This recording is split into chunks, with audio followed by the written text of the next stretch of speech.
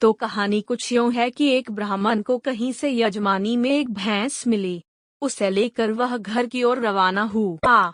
सुनसान रास्ते में वह पैदल ही चला जा रहा था। बीच रास्ते में उसे एक चोर मिला।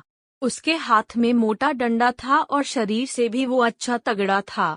उसने ब्राह्मण को देखते ही कहा, क्यों ब्राह्मण देवता, खूब दक्षिणा मिली लगती है, पर यह भैंस तो मेरे साथ जाएगी। ब्राह्मण ने झट कहा, क्यों भाई? चोर बोला, क्यों क्या, जो कह दिया सो करो। भैंस छोड़कर चुपचाप यहाँ से चलते बनो, वरना लाठी देखी है तुम्हारी खोपड़ी के टुकड़े टुकड़े कर दूंगा। अब तो ब्राह्मण का गला सूख गया। हालांकि शारीरिक बल में वह चोर से कम नहीं था, पर खाली हाथ वह करे भी तो क्या करे। विपरीत समय में बुद्धि बल काम आया। ब्राह्मण बोला, ठीक है भाई, भैंस भले ही ले लो, पर ब्राह्मण की चीज़ों छीन लेने से तुम्हें पाप लगेगा। बदले में कुछ देकर भैंस लेते तो पाप से बच जाते।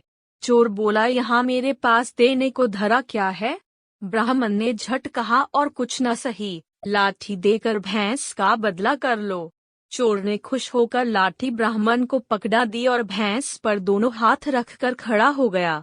तभी ब्राह्मण कड़क कर बोला, चल हट भैंस के पास से, नहीं तो अभी खोपड़ी दो होती है। चोर ने पूछा, क्यों? ब्राह्मण बोला, क्यों क्या, जिसकी लाठी उसकी भैंस डंडा।